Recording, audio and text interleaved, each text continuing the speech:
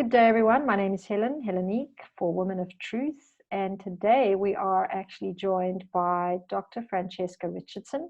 She is a inner wisdom psychotherapist. And today we're going to have the chance to experience some of this incredible knowledge and wisdom she has in helping us find more of our own wisdom too.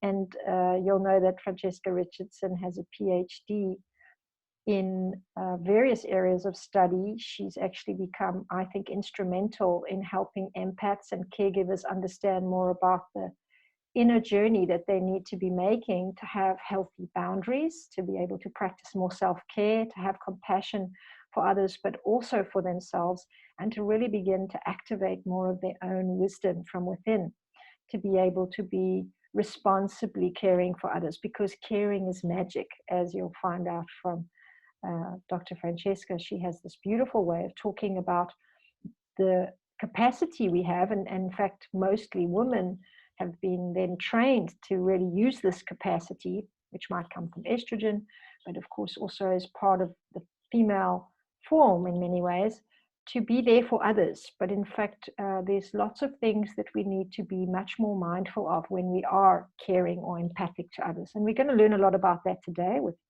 our thought leader, who is one of many revolutionizing the future of women's health. Welcome, Dr. Francesca Richardson. Thank you so much for being with us. Oh, thank you, Helenique. So I am really looking forward to talking today with your audience about caring magic. Yeah. And so should I go right into it and share my screen? Or? Absolutely. And I think we're all very much waiting to hear what you have to say. And I just want people to know as well that you've actually done some extensive research when we got to know you in our interview. If anybody didn't see that, please go back and have a look at it. You'll see a very beautiful story that our thought leader today shares with us about her own journey. But of course, you did some research on caregivers, family members who care for people with dementia. You've worked extensively with women who have been on a journey to try to find a way to love themselves more correctly and more honoringly. So this is really the context of what we're going to listen to today. And I'm really excited because it's a very important part of our health and for the future of women's health as well, that we get some of this empathy in the right place at the right time, and that we give some of it to ourselves. So please take it away, and thanks very much again. Thank you for this opportunity, Helenique. So today I'm talking about caring magic. And I just love this photo. It's an old photo. She's balancing on the moon. Caring magic is really about what primarily women do, but also empaths. And so this is an overview of what we'll be talking about today. Women's inner wisdom, caring magic, aspects of care. I did research on female caregivers of dementia patients, family members. And so I really understood with that how women will give and give almost to the point of death. And that really was both sad and fascinating. So I really wanted to understand what was happening there and why. And also, I've been a psychotherapist for 30 years. And I've really, in that time, seen a lot of empaths and a lot of women give and become depleted. And so I really wanted to understand why. So this is, my work for my book. And these are some of the aspects I'll be talking about. This is irises from my garden.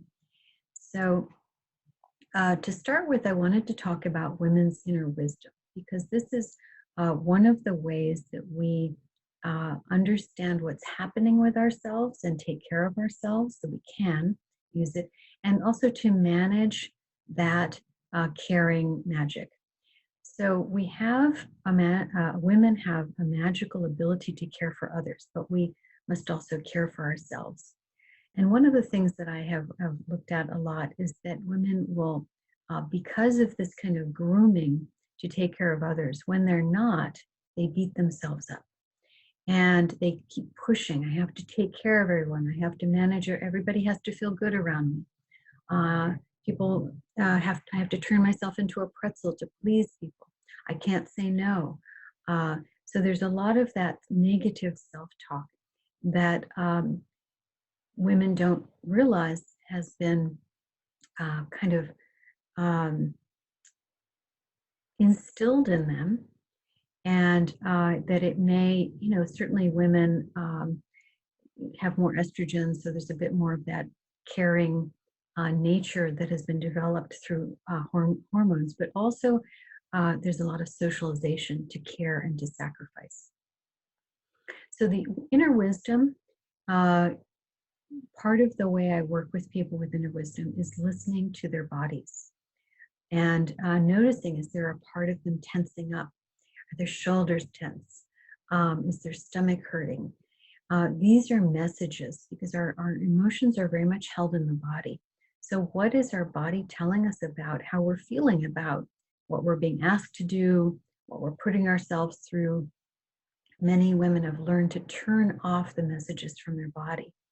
I also do work with women who overeat. Some of them turn off the messages about, are they hungry? So we need to turn on those messages and listen to those messages about how we are in the world, what we're feeling about what's happening, what we're feeling about what we're being asked to do, and listen and begin to take care of ourselves. So that's the inner wisdom. And just see here. So caring magic. So I came to realize that caring is magic, because it, the definition of magic is that it alters reality. It alters people's perception of reality. So if we just kind of look at these images, these are women giving care. Woman with her child, another woman with an elderly person. Over here's another woman with maybe her son. There's something that happens that we don't think about very much, but because it's so common, we grew up within a milieu of care, within an atmosphere of caring. Ideally, we grew up in that. And it was just so we take it for granted. But there's something that happens. The brain changes when we are cared about. And it is really a magical ability that primarily women have been groomed to do and are expected to do. So I'm just, I began to realize that I needed to talk with women about caring as a magical ability, because caring has been devalued. And so, it changes reality, it changes our perception. People remember how you made them feel. Isn't that right? I've heard that so often.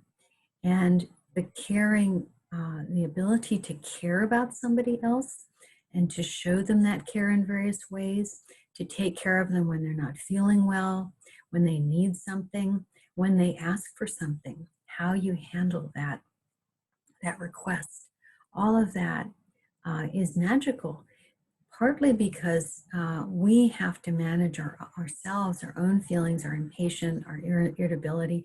We have to overcome all of that, whatever else we might be feeling, in order to help that other person. And that is, and that process can take a lot from us. So we want to manage it. We want to recognize it, value it, and manage it. So just going over it, these are magical powers that empaths have, that women have, to listen, to understand, empathize, make others feel good, manage each other's feelings. Now, I'll be talking a bit about that. This is really managing others' feelings. There's research on it called emotion work or emotional labor. And I'll be talking about the research on that. Sacrificing themselves for others. I'll also be talking about that. Carol Gilligan had done research on this as something that women in particular do that needs to be managed. So here we are. This is over here on the top right. This is Arlie Hochschild. In 1983, she began to do research, or she presented her research on emotional labor, also called emotion work. She did research on stewardesses, actually, and how they were groomed to, how they were really trained to manage others' feelings on the plane, right? They have to keep everyone calm. So she was fascinated by this and found really that women in general are trained to manage others' feelings in the household and in any setting. And that they're expected to do this, they're expected to manage their own feelings and others. And that this is unpaid labor, really. And that, you know, for the stewardesses, they weren't paid extra to do this. This was a skill that they were expected to have and to do. And so she began to explore, and then other researchers afterwards began to explore how this shows up in so many areas of our world, that women manage others' feelings. And we call it labor because it is work. And then we have the ethic of care. This is Carol Gilligan.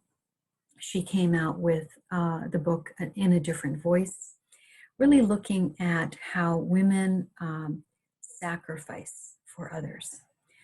She had been a research assistant with Kohlberg. He was looking at the moral development, primarily of men. And the direction he went was that he recognized that men's moral development is primarily, you know, justice oriented, but somehow Carol Gilligan recognized that women don't necessarily fit in this entirely. That women's moral development, they tend to focus on relationships. That justice is not the main focus. That they're focused on how are people feeling about what's happening? How are people relating around an issue? So she came up with, this is a chart that shows the different stages. So what she talked about is that there are different stages people go through. Lawrence Kohlberg had come up with stages that Carol thought primarily men go through, which is moving towards a justice orientation. So Carol Gilligan thought that there's another pathway of moral development, that they're parallel, and they can both occur actually, but that women tend to focus on this other pathway of caring for others. And that the first stage is, the goal is individual survival. So that's kind of a preliminary stage. But the main stage she found most of the women at was, as she called it, conventional stage, is that self-sacrifice is the highest good. She found that women believed that self-sacrifice is the highest good. And if you think about it, around the world, this is really the way that we are trained, that women and many empaths believes that self-sacrifice is the highest good. And men may do this, you know, in a way as well. You know, when we think about, you know, the idea that, you know, men go to war, you know, now many women are in the military as well. So they're sacrificing in another way. But when you think that self-sacrifice is the highest good, then what happens when you want to take care of yourself? Does that mean you're selfish? And I found that so often, that when women would pause to try to take care of themselves because they were so depleted, they would inevitably say they were selfish. They would not see it as self-care. And so, of course, this is a problem because you can't just give and give and give, because eventually then you're not able to do it anymore. And so we have that, you know, adage of, you know, when you're on a plane, you are told to put the oxygen mask on yourself first. Many therapists use that story in their, you know, work with people to help them do self-care. And it's really true. You have to put the oxygen mask on yourself first, or you won't be able to help others. So, so this is this idea that we do have to have some self-care in there. So then what Carol Gilligan said is that what most people do not get to, but that we need to get to, is the what she calls the principle of nonviolence: do not hurt others or self. So in other words, you have to take care of yourself. So I wanted also to talk about how the feminine archetypes play a part in this. There are underlying messages that come through, that show up in the archetypal patterns that are in society. Now, archetypes, you might know from the work that Hellenique is doing, archetypes are patterns of behavior and also patterns of thinking. And so part of the feminine archetype is the Madonna prostitute archetype. So this is a kind of a conflict that women are faced with. The Madonna is self-sacrificing. The prostitute is seen as actually taking. She wants something. Okay, she will give her body to get something, and so she is reviled. She is degraded. The Madonna gives. She's self-sacrificing, but she doesn't seem to want anything. So therefore, she is raised up. So what I realized in pondering this, and this is a painting by Tiziano, Sacred and Profane Love, that they both, the Madonna and the prostitute, if we think about it, they give their bodies in different ways. They're both giving, but the prostitute wants something. She's actually trying to make a living, if we think about it. And so then if, and for many thousands of years, women, could not own property in many places. In fact, they were the property of the men, either their fathers or the property of their husbands. And so how could they make a living if they were single? So many women did turn to prostitution. But this is an archetypal consciousness. So many women, if they are doing something to get something, they believe they're being a prostitute, rather than maybe it's okay to give something and ask for something. So the Madonna, if we think about it, and these are just some beautiful images. One is the one on the left is Leonardo da Vinci.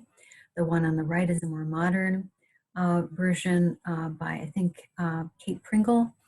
So the Madonna gives of her body to birth and breastfeed a divine male. That's the mythology. Her sexual agency is removed. So that's another piece, is that the Madonna is not supposed to be sexual, and she's not supposed to have much power other than being chosen by God. And her self-sacrifice is idealized. And this is the key point for our caring magic talk, is that this is part of how we got to this place that Carol Gilligan talks about, which is that self-sacrifice is highly valued, right?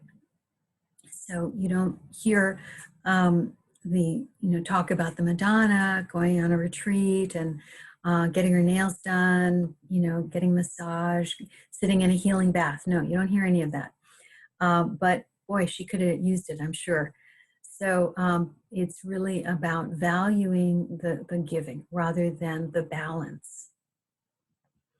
So I put here Dolly Parton, 9 to 5, because that wonderful movie, 9 to 5, was really about, it was, in the feminist era, it was really about how women were working and not getting paid enough, and also being used within a patriarchal economy. And so in the prostitute archetype, the woman gives of herself in order to get something. And the wanting to get something makes her devalued. as if she should just be giving without wanting to get. So it's part of a patriarchal system, and women still are struggling to get paid equally to men, and also to get paid for the labor from their bodies.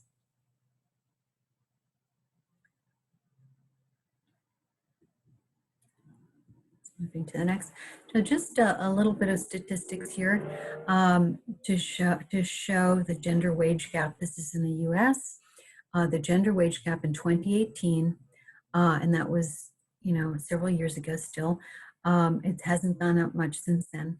So white men, for every dollar that a white male makes, a white woman makes 79 cents. Okay, and this is also, so a black woman makes 62 cents on the dollar for what a white male makes. Hispanic or Latino woman makes 0.54, 54 cents. And so you see, Asian women apparently make a bit more, closer to what white men make. So you can see that women are struggling to get paid what they are worth, the labor that they put in, actual, traditional labor and emotional labor. So, all right. So another aspect of this is that many people, empaths, women, are healers. They're in healing professions. They're therapists, nurses, light workers, and they're often seen within the Madonna archetype. They give, the idea is they're supposed to give sacrificially, and they're connected to the divine in some way. You talk with many of the people, therapists, nurses, light workers, they'll say, I'm called to this. This might include teachers as well. I'm called to this. This is something I felt I wanted to do since I was a child. And so they feel somehow that their giving is connected to a divine source. But when they need to be reimbursed, because we all need to make a living, they may feel dirty or selfish. And I've found this so often with the more that people feel that they are divinely inspired, the more trouble they have asking for a living income, a living wage. And they may worry, and others may say, you shouldn't be asking for that because you're a healer. And there'll be this sense of disconnection from the divine. So let's see. So we might have then a new way of thinking about this, a new archetype. The combination of the Madonna prostitute archetype is a limiting archetype, and is developed out of fear of women's powers of creativity, of women's direct connection to creativity and spirit. So we want to think about how we can move beyond these ideas now and see new ways of being in the world. And I know that Hellenique is doing a lot of work on these new archetypes and how we can move there.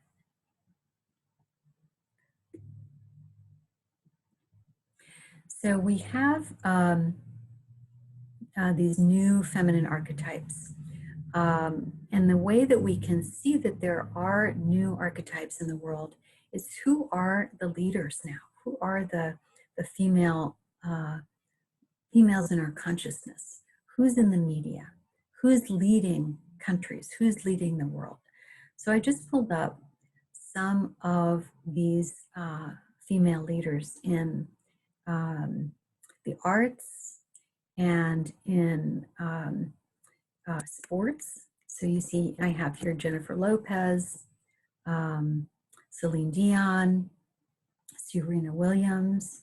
And if we think about it, certainly in sports, Serena Williams, women have only recently been included in sports on television. It's really been since Title 20 was introduced that women are being elevated as sports figures. So this is, really partly due to the feminist movement. And then these are other female leaders around the world, Angela Merkel, Aung San Kim, and just we're seeing that women are taking the reins, are putting themselves in positions where they are available to change things in the world from a woman's perspective, and people are voting them in. The political figures, people want women in these roles, and so we want to think about moving from an overvaluation of patriarchy, where the domination of male values have been important, to how is the world going to change with a different perspective, with a woman's perspective. And also I want to just think about with the performers, they are giving from their bodies, but it's a different way of giving from their bodies. They're giving from the creativity of their bodies, from the power of their bodies, like Serena Williams, she gives from the power of her body, the skill. Jennifer Lopez is a dancer, and a singer, she gives in that way from her body. So there are many more ways that women can use their bodies to shape the world, and give and also take care of themselves. In many ways, we see these women, because they're such public figures, we also hear about how they care about themselves or don't. Of course, Celine Dion did go through a period of time after her husband died where it became clear she wasn't taking care of herself. So we have these public stories of how they are or are not taking care of themselves, and that we model, very much young people looking at this, think about, well, if I'm going to take power, how do I take care of myself too? So then we have, again, just going back to this idea of carrying magic. So, as I've been talking, you might have been thinking about, boy, how do I do this? And maybe I didn't realize that this was so important, this carrying magic. I want to also just talk a little bit about unpaid labor. That I didn't put any statistics here down there, but there are economists looking at the financial value of unpaid labor in the world.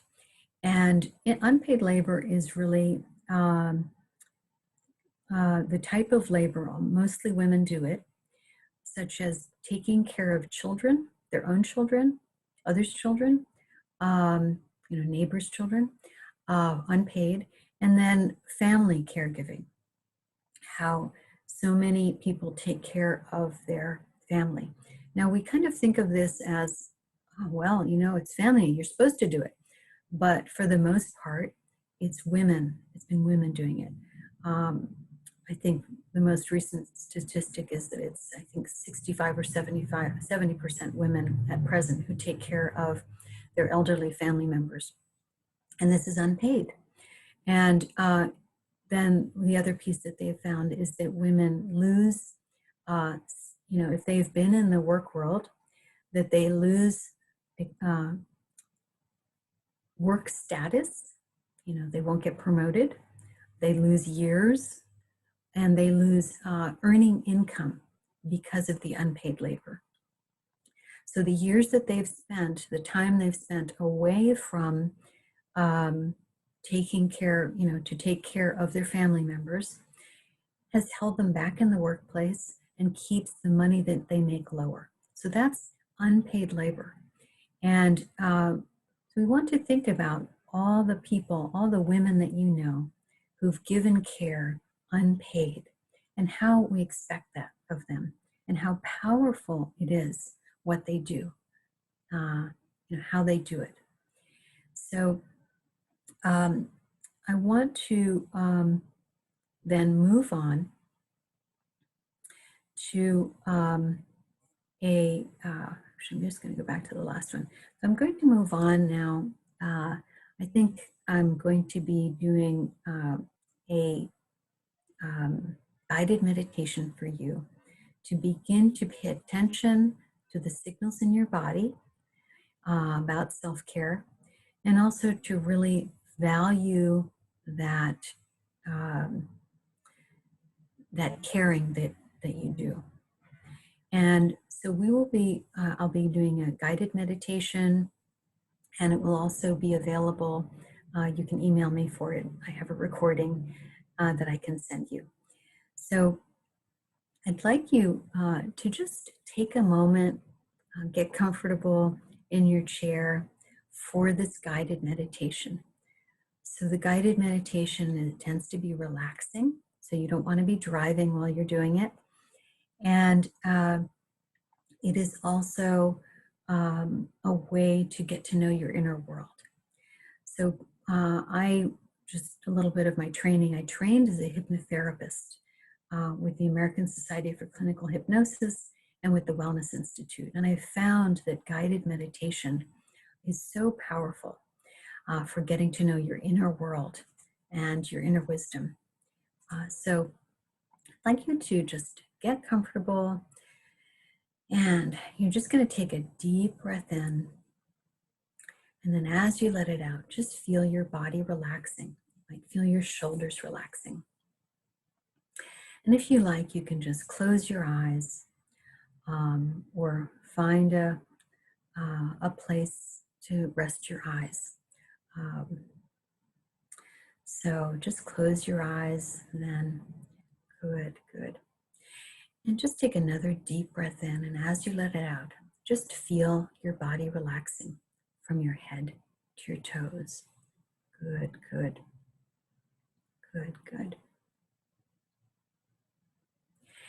And good. And I'd like you to just picture and imagine 5 steps going down. Good. And you're going to be going down those steps, and as you go down those levels, you'll be becoming more and more relaxed. And they might be levels going down a hillside. Good. And you're on level number 5, going down to level number 4, more relaxed, more and more relaxed. Going all the way down to level number 3, more and more relaxed. Good. Deeper and deeper, letting go of all your thoughts and cares. Yes, we're going deeper to understand your inner wisdom. Going down to level number 3, deeper and deeper, more and more relaxed. That's right, letting go. Good. To understand that caring magic that you do. All the way down now to level, number 1, more and more relaxed. Good. And just allow to open before you a favorite place. Might be a place you've been before. It might be a new place, the beach, a lake, a place up in the mountains, a meadow, or even a place in your own home or backyard. Just allow that place to come to you now. Good. Relaxing, letting go. That's right, we all need a little bit of time to relax and let go. And so in this place, just notice the beautiful colors there. Good, just notice the beautiful colors there. The the shapes, and the textures. Just enjoy this place. Good. That's right. And listen to your favorite sounds there. If you're in nature, you might hear birds or a gentle breeze. Good. Some people like to be by the water, and so they hear waves or perhaps a stream. Good. And also now, good. Good. Smell your favorite aromas there. Good. Your favorite scents. Sometimes people are in a forest and they smell the wonderful forest smell. Or if you're by the ocean, you smell that salt water. Good, good. You might even smell flowers. Good, good. Just enjoy. Just enjoy that feeling there in that favorite familiar place. And what I ask people to do to really anchor this place is put your thumb and your first finger together in a ring. Good. Your thumb and your index finger together in a ring. Just like that. Good. And this anchors this place. Whenever you put your thumb and your first finger together, you'll come right back to this place. Back to your favorite, most relaxing place. Good. Good. Whenever you want to, whenever you need to, you can always come back to this place. Back to your favorite, most relaxing place. Using all of your senses to be here. Good, good. And so now I'd like you to just notice a little path off to the side of your favorite place. And just go down this path. Good. And you'll come to an opening, like a little glade with trees all around. And here I'd like you to reconnect with your inner wisdom guide. This guide may have come to you before in your life. Good. It may be that you've met this guide before. It may be the first time you're sensing this guide. This inner wisdom guide has some messages for you. And so just pause and notice this guide. See who's coming to you. Good. Good. Notice who or what you see before you, this inner wisdom guide. Good. Feel the caring from this guide who wants to share the wisdom. Good. You might see a wise older woman, or sometimes even a man, or a spiritual figure. Good. So just enjoy this connection to your inner wisdom guide. See them before you. Feel that caring for you. Good. And even that protectiveness. And now, see if they have a message for you. Good. And also, ask any questions that you have. Good, good, good. Ask those questions that you have had about your life, about your future path.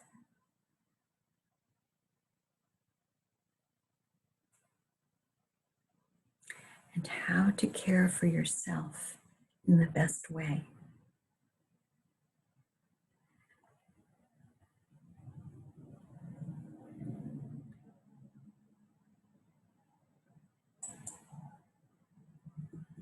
And you might hear this inner guide say, as I have been talking to you about today, the caring that you do is magic. Your ability to listen, to understand others, to empathize, to make others feel good and manage others' feelings is very special. Good. You have to guard and manage these powers. And use your ability for self-sacrifice with care. And make sure to take care of yourself. Balance this magical power with self-care. Good, good.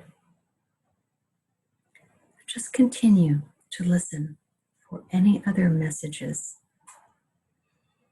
this wise guide has for you. The messages may come in words, in a voice, or may come simply through a feeling of caring. There may be images or a scene that you will see. Good, as part of that message. Good, good.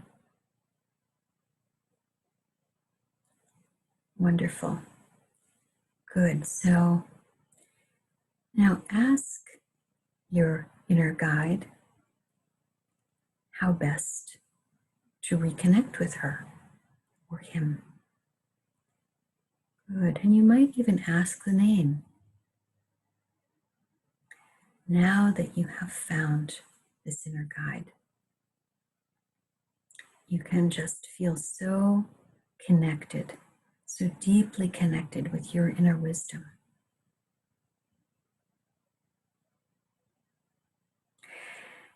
Good. And so in a moment, I'm going to be bringing you back to the room. And so just go back now to your favorite place. Go back down that pathway to your favorite place. Reconnect. Put that thumb and forefinger together in a ring, knowing you can always come back also to your favorite place. Good, good. And then also now, you will be going back up those levels. So I'm going to be counting from 1 to 5. And on the count of 5, you'll come back to the room feeling so alive and energized and connected to that inner wisdom. And so 1, feeling that energy flooding back into your body. 2, feeling good for no particular reason. 3, feeling connected to your favorite place. 4, with your new messages from the inner wisdom guide. Good. And 5, open your eyes, wide awake, alive, alert, and energized. Good. And so now I'm just going to, if you want to take a moment and write things down, I'm just going to bring up my screen again. And just notice what you might have learned from your inner wisdom guide. Now, the other piece that I want to think about with you is just also notice your body. I want you to just scan through your body from head to toe. You can close your eyes for a minute and just scan through your body from head to toe and notice what you're feeling in your body. You may be feeling very relaxed today after this, but notice if there's any tension anywhere or discomfort. And this is how your body talks to you. If there's some difficulty with somebody, you're worried about a presentation, you have a conflict with a coworker, often that will show up in your body in some way. So you want to either talk to your inner wisdom guide, but also go into your body and ask, what's happening there? And you can realize, wow, I'm feeling anxious, or I'm feeling angry, maybe irritated. I need to, so there's a recognition of, wow, I probably need to do something about this. I need to advocate for myself. Good. So, so I'm just going to move on now to the next piece. I'm just going to let you know how you can connect with me and what you can expect. So I really want to get this message of the caring magic out into the world. And so part of the way I'm doing that is I have a blog connected to my website, and my website is here. And then I also, and you can also email me here. And then I also have a book coming out on caring magic, which is what I'm talking about today, and helping you use your inner wisdom to connect with that magic. So, and also email me for your free meditation to your inner wisdom guide. So, Helenique, do you have any thoughts or questions for me today? It was so beautiful to listen to your calming, so graceful way of taking us into that journey, and very important research, I think, about really all this very important emotional work that I think women are doing through a lifetime. And we are very unconscious to, I think, the impact of it until it's a little too late. And I think this is really why I wanted to have you on board. Dr. Francesca, you've given us very important scope to understand the importance of self-care from a much deeper level, almost a kind of responsibility we really have to also change the way we are training and teaching women in the future as well, how to understand their feminine essence and what to do with it responsibly. So I think the question I wanted to ask a little bit more is how I also love this connection between the labor and how significant it is that we also begin to understand that ourselves as women, but also begin to share that out there in the world about how important that labor is. And if we don't begin to respect it, it's not going to translate. So my question would be, do you have any advice on how women can start to, I guess, make these kind of changes around what they are deserving of? How can we work together to change the way we all understand the value of this labor, and maybe even some practical ways that we can take that message out into the world and start the movement around having the labor that women give be more respected? One way is officially through, obviously, lobbying for equal pay and all the kind of work that is happening on more strategic levels politically and in the community. But in women's family lives, the way that they are doing the emotional work and or the labor that they're busy with, how can they begin to explain that to their children, to their partners, to their families, and begin to get a little bit more, I don't want to say payback, but to also be able to have that labor be acknowledged, but also properly remunerated, if possible. Do you have any ideas on that? Well, so, it's interesting because technology and technological skill is so easily seen as something that needs to be remunerated and be trained to do. And some people are really good at that naturally.